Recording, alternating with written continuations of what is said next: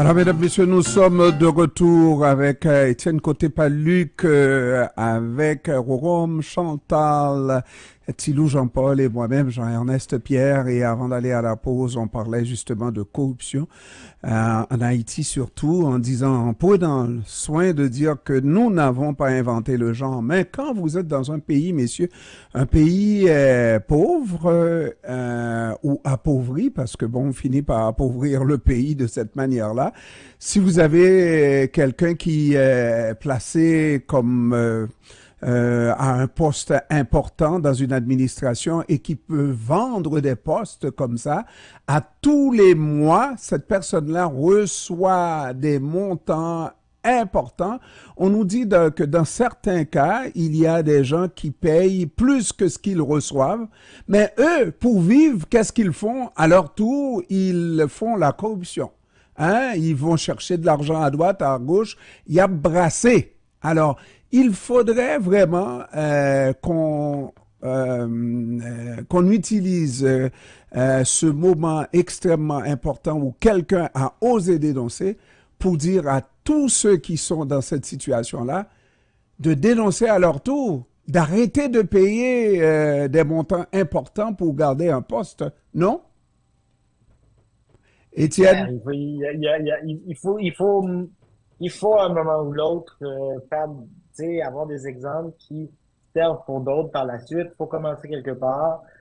Et c'est ça qui fait que des secrets que tout le monde connaissait, que tout le monde savait, et puis là qui sont dehors, ça permet d'en parler déjà dans les médias, comme nous on fait là maintenant. C'est-à-dire que on mentionne souvent les problèmes de corruption, les ceci, cela, mais on a peu d'exemples concrets, récents à donner. Donc, c'est bien que ça puisse sortir comme ça, que ça puisse être discuté dans les médias en Haïti. Maintenant, la question, je pense que ça a été soulevée par mes collègues aussi, c'est la suite des choses. Est-ce que vraiment on va pouvoir avoir une vraie enquête? La première question. La vraie enquête, est-ce qu'elle pourrait être menée et crédible? Et si c'est le cas, combien de temps ça va prendre, comme on l'a mentionné, et qu'est-ce qui pourra être fait de toute façon, puisque il n'y a pas vraiment de précédent, il n'y a pas vraiment de rien dans l'entente du conseil présidentiel, qui a mis le conseil présidentiel en place, qui prévoit ce genre de choses. Alors, Bon, messieurs, oui, en oui. tout cas, oui, Jean-Ernest, en tout cas, légalement, il n'y a peut-être pas de mesures toutes tracées, mais on peut se demander comment est-ce que le Conseil présidentiel va fonctionner avec ce scandale-là. Est-ce que ces trois conseillers vont revenir comme si de rien n'était, ils vont s'asseoir à des réunions, travailler sur d'autres dossiers, sans que quelque chose ne soit dit par rapport à ce scandale? Donc, de toute façon, Moi, je voudrais, il faudra une position, il Mais faudra que ça quelque va, chose se fasse. messieurs, je on verra voudrais la pression regarder, qui montera sur eux avec les jours. Ça reste à voir, effectivement. je voudrais qu'on voit la chose comme une opportunité, cette chose-là. Peut-être que ces trois conseillers-là ne seront pas directement touchés ou ça prendra tellement de temps, mais est-ce qu'on peut se servir de ça? Est-ce que nous sommes conscients que il n'y a pas que ce président de conseil d'administration de la BNC qui a été l'objet d'un tel chantage, qu'il y en a beaucoup, beaucoup qui payent à tous les mois pour garder un poste. Moi, on me dit qu'il y a un ancien président qui est millionnaire et riche à millions, qui investit surtout à l'étranger, aux États-Unis, qui a beaucoup d'investissements à l'étranger et qui a fait son argent justement en se faisant donner de l'argent de la part des gens qu'il a employés dans l'administration publique. À tous les mois, il reçoit un paquet d'argent et il n'investit pas une seule gourde en Haïti. Je ne citerai pas son nom, mais on me dit son nom commence par la lettre P. Hmm. L'avocat qui veut pas se mouiller. Je ne veux pas me mouiller. Hein? On me dit que ça commence par... Alors, est-ce qu'il ne faudrait pas utiliser cette situation-là pour demander, moi j'ai le goût, j'aurais, si je pouvais avoir un groupe consistant ici, faire un montage publicitaire et l'envoyer en Haïti, payant les passages à la radio, n'est-ce pas, pour expliquer à tous les gens qu'il n'y a personne qui vous a engagé et à qui vous devez payer à tous les mois. Dénoncez cette situation-là. Si vous êtes l'objet d'une telle chose, dénoncez la magouille. Maître Pierre, la question qu'on doit se poser, à mon avis, c'est, et vous aviez raison, quand vous disiez avant la pause que Haïti, ce n'est pas une situation unique, contrairement à ce que les clichés peuvent laisser entendre, ou ce que moi-même je disais quand je disais que ça peut alimenter la thèse selon laquelle on n'est pas capable de se gouverner. Mais vous avez tout à fait raison. Au Québec, on a dû mettre en place la commission Charbonneau. Aux États-Unis, y compris celui qui pourrait devenir retourner à la Maison-Blanche, M. Donald Trump, il est considéré comme étant un grand escroc. Vous avez cité le cas du Premier ministre israélien. S'il quittait le pouvoir aujourd'hui, il serait probablement jugé et emprisonné. Donc, Haïti, ce n'est pas une question culturelle ou pas. Ce qui manque, justement, ce sont des institutions.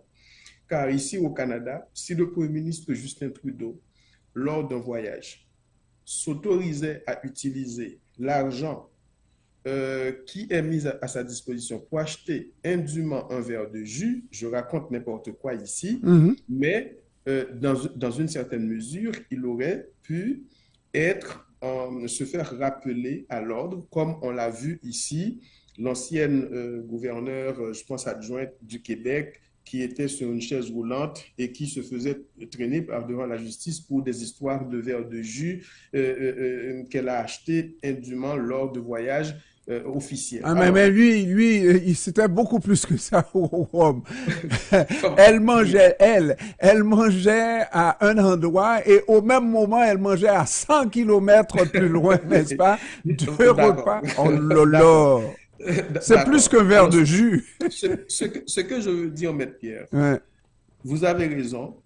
Ce n'est pas une histoire, c'est pas quelque chose, je dirais, un trait haïtianoïde ou bien négroïde. Non. Les institutions. Je vais rappeler ici, Maître Pierre, que des institutions d'État en Haïti, dont le Parlement, ont dressé des rapports à l'effet prouvant que M. Jovenel Moïse, M. Michel Martelly ont détourné plus de 2 milliards de dollars en provenance des fonds pétro-caribéens. Rien n'a été fait. Pourquoi? Ça, je prends un exemple. Les exemples sont légion. Pourquoi? Parce que, comme on dit en Haïti, chaque monde gon graines en eau caille au fève. Personne ne se risquera à juger quelqu'un puisque lui-même il a quelque chose à se reprocher. Je vais rappeler une autre fois ici à cette émission, je me suis fait sans doute des ennemis en le mentionnant dans mes interventions au Canada et en Haïti. Ce sont les sanctions prises par le Canada, les Nations Unies, les États-Unis, la République dominicaine contre des figures éminentes de la politique, d'anciens présidents de l'Assemblée nationale, d'anciens élus, etc. Et des figures éminentes de l'oligarchie, non seulement pour le financement du banditisme, mais pour corruption à grande échelle. Aujourd'hui, est-ce que la population est en train de s'émouvoir? Il y a un nouveau gouvernement, personne n'en parle. Personne ne veut avoir à juger qui que ce soit parce que demain, probablement, on aurait des choses à lui reprocher. Eh bien, c'est pourquoi, aujourd'hui, même si ces gens seraient coupables des actions qui leur sont reprochées, le risque est énorme que ces gens finissent, même si ils finissent par se retirer, mais qu'au plan institutionnel légal, rien ne se fasse, car c'est ça. L'enquête sera certainement ouverte, l'enquête se poursuivra comme ça s'est toujours fait en Haïti. Alors, donc, si on ne peut pas résoudre le problème de cette manière-là et qu'on parle d'une situation de corruption généralisée dans le pays, moi, je reviens encore à la charge en disant il y a trop de gens qui payent pour occuper un poste, qui payent tout simplement un pot de vin à un directeur, à une personne en autorité qui les aurait placés, à etc., etc. Et ça, c'est la source de la corruption. Messieurs, il faudrait qu'il y ait quelque chose qui se passe, qu'on profite de ce moment, de cette dénonciation. C'est la première fois, imaginez mon grand âge, messieurs, c'est la première fois. J'ai déjà vu sous Jean-Claude Duvalier qu'on a malmené un directeur général, mais ça c'est un directeur qui a perdu les bonnes grâces du régime. Mais maintenant, vous avez des présidents là du conseil électoral, du conseil présidentiel de la transition nouvellement placés, n'est-ce pas, qui sont dénoncés. Je vous dis que c'est vraiment une nouveauté pour moi et il faudrait vraiment en profiter de cette circonstance pour dénoncer, faire encore beaucoup plus de dénonciations. J'en profite. Oui, vas-y, Étienne, tu peux y aller. Non, j'étais pour changer de sujet éventuellement, donc vas-y. Non, moi oui, alors je voulais dire à Ernest que ça sera difficile ce qu'il demande là que tout le monde vienne dénoncer. Et à cause de l'impunité, comme vient de l'expliquer le professeur Chantal, il faut comprendre que le directeur du conseil de la BNC, lui, il a peut-être la latitude de pouvoir se passer de ce poste-là. Et est-ce que tout le monde peut prendre le risque de perdre un poste qui les fait vivre alors que... Mais Tilou, à un moment donné, il faut donner du courage aux gens. Il faut demander vraiment, parce que pour des gens qui reçoivent... Non, oui. Je comprends très bien ta position, Jeannès. Moi, ce que je voulais dire, c'est le traitement qui sera donné à ce cas-là qui pourra servir de motivation aux autres personnes. Si ce cas-là n'est pas traité, parce que lui... Cette dénonciation-là, elle est déjà faite. Là, tu demandes des dénonciations, mais celle-là, elle est déjà faite, elle est publique, elle est très sérieuse, comme on vient de dire, avec des documents et tout. Enfin, quand je dis documents, la lettre du président du conseil de la BNC. Donc, si ce cas-là n'est pas traité de façon à envoyer un signal positif, ça sera difficile de demander à d'autres gens de faire une dénonciation. Et vous connaissez la chanson vous connaissez la chanson Si j'étais président. Moi, si j'étais premier ministre, j'aurais demandé à tous les citoyens qui se trouvent dans cette situation de dénoncer. Et avec la garantie que ces gens-là ne perdraient pas leur poste. J'aurais fait ça.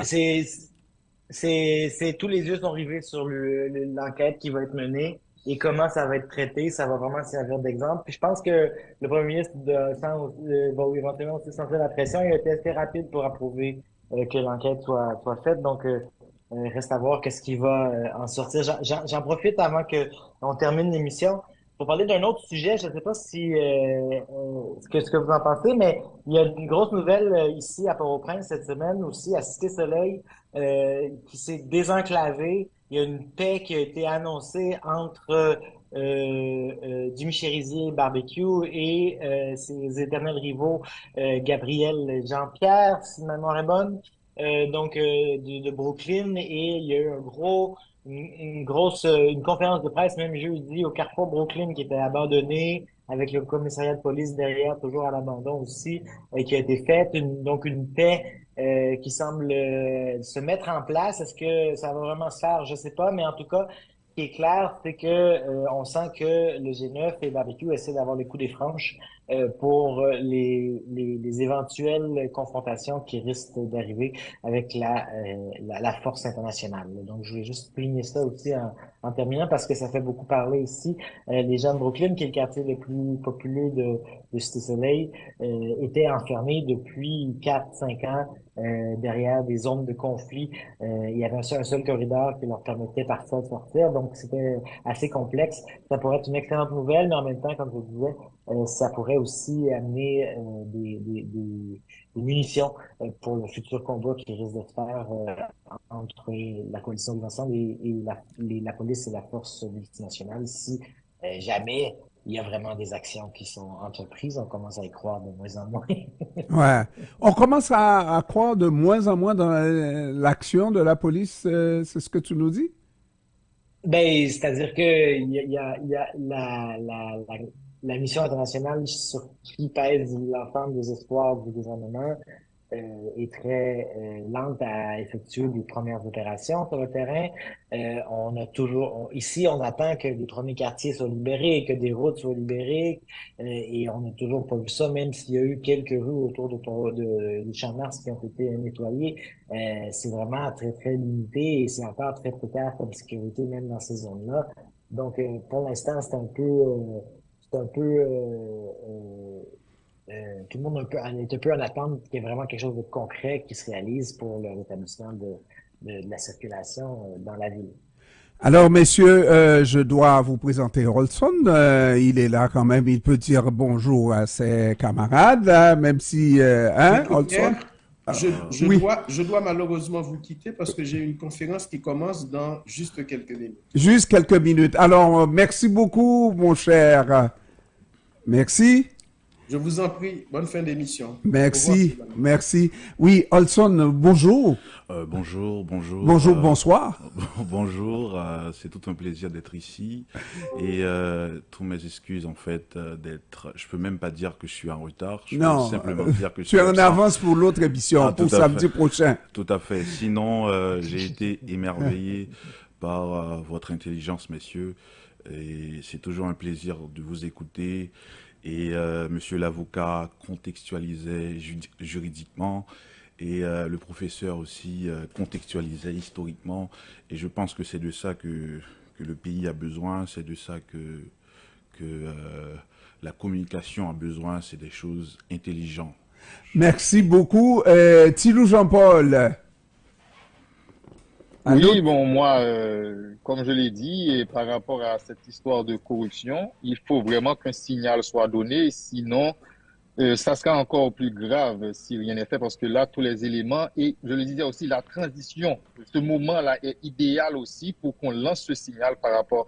J'ai presque envie de dire, c'est un peu cynique, mais j'ai presque envie de dire que c'est une aubaine qui sort absolument, de pouvoir lancer ce signal-là. Donc, j'espère que ceux qui sont en place saisiront l'occasion. Mais vous voyez, moi, c'est peut-être pas pour la même raison en disant que oui, il faut dénoncer, il faut garantir, parce qu'on me dit, j'ai fait l'entrevue avec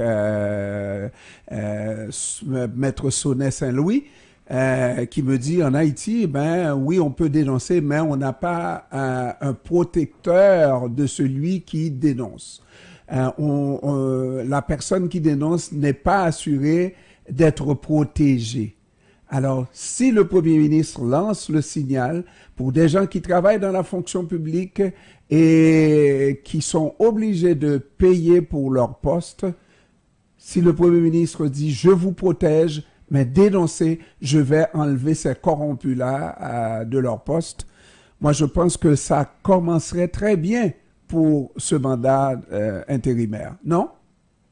C'est un petit peu plus complexe quand même, parce qu'il y a certains postes où le Premier ministre ne peut pas révoquer, et ça va, je crois, c'est plutôt du ressort du président, par exemple les directeurs généraux. Donc ça devrait vraiment être quelque chose de travaillé, planifié entre le gouvernement et le conseil présidentiel. Mais si on laisse passer du temps... Évidemment, il y a le problème du système judiciaire. Ensuite, même si l'ULCC mène une enquête et les gens sont trouvés coupables, ensuite, c'est quoi la suite? Donc, c'est vraiment tout un défi aussi. Non, mais il faut le faire, messieurs. Si nous disons que c'est un défi, oui, c'est un défi, mais il faut trouver le moyen de le faire. Moi, au nombre de ceux qui sont obligés de payer pour occuper une fonction dans la fonction publique, justement, ça n'a pas d'allure. Et si eux, ils payent pour la fonction, il y a probablement quelqu'un qui doit leur apporter de l'argent à ces personnes-là, n'est-ce pas? Parce que eux ont besoin de l'argent pour vivre, n'est-ce pas? Et c'est ainsi que tourne la corruption. Hein? Étienne, oui. Le mot de la fin? Mais c'est effectivement le cas. C'est une roue qui est difficile à arrêter. Et je pense que, comme on l'a dit précédemment, Même l'Occident n'est pas toujours en place pour donner des leçons par rapport à la corruption. On se souviendra de la commission Charbonneau, entre autres, au Québec. C'est vraiment des étapes par étape, donner des exemples. Et cette fois-ci, il faut quand même se réjouir que ça soit dénoncé. Et c'est quand même une bonne nouvelle pour l'instant. C'est sûr que ce qui reste à venir devant nous avec cette enquête et ces complications politiques, c'est inquiétant, mais comme on l'a souligné, c'est à tout le moins un exemple qui pourra servir peut-être, on l'espère, pour d'autres par la suite. Et le président du conseil d'administration de la BNC a demandé la protection pour lui et pour sa famille. C'est sérieux.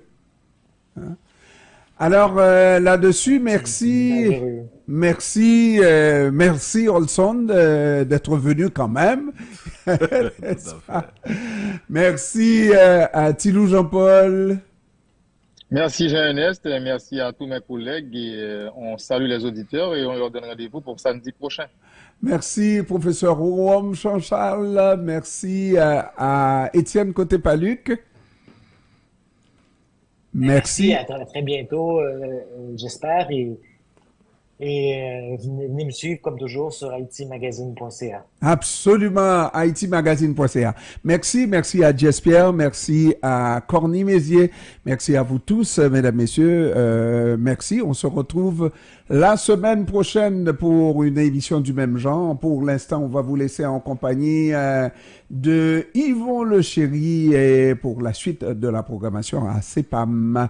Merci, au revoir et à la prochaine.